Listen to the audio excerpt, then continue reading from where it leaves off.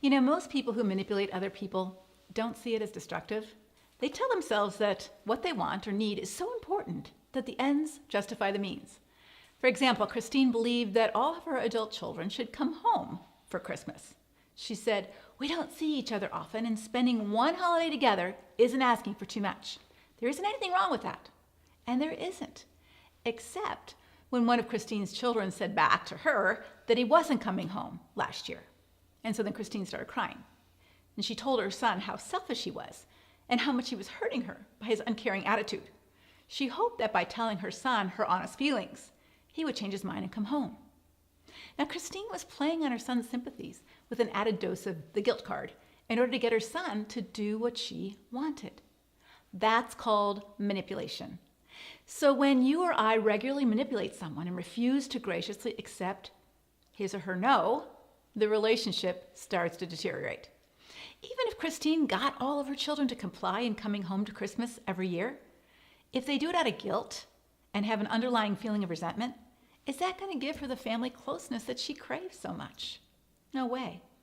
You see, all healthy relationships require the freedom to say no to the other person without fear or pressure.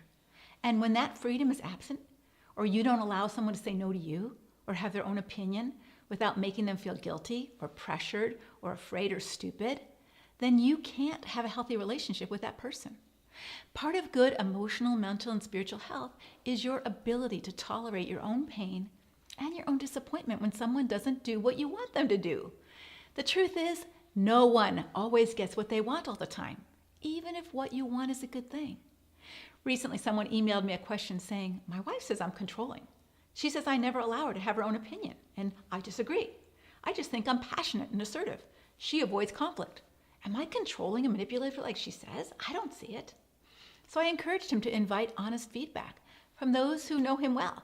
It may be his small group Bible study, or at work colleagues, other family members, his children, and other friends, how they experience him, and to encourage them to tell him the truth without fear of retaliation. Most of them told him he was intimidating and controlling. And John was flabbergasted. He had no idea. Now what?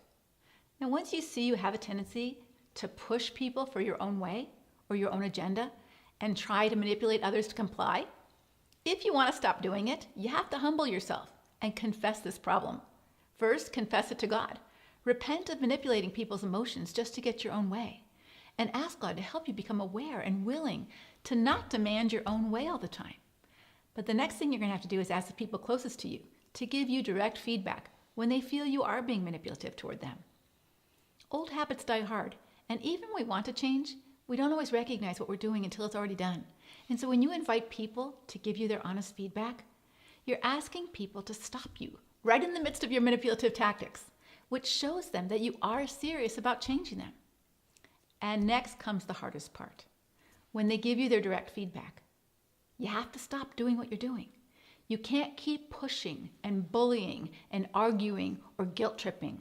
Instead, thank them for their feedback and stop and reflect on what you're doing. Ask God to help you see what you're doing, as well as to have help to handle the disappointment of not getting what you want.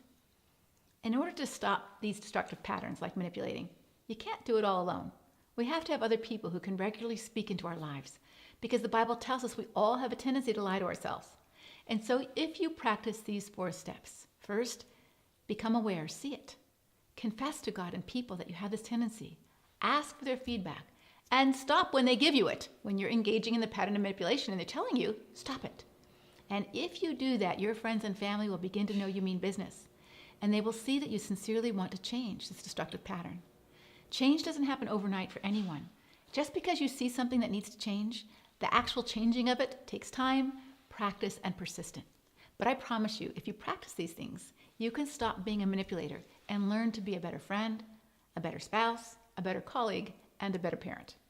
If you found this helpful, please share it with others. God bless.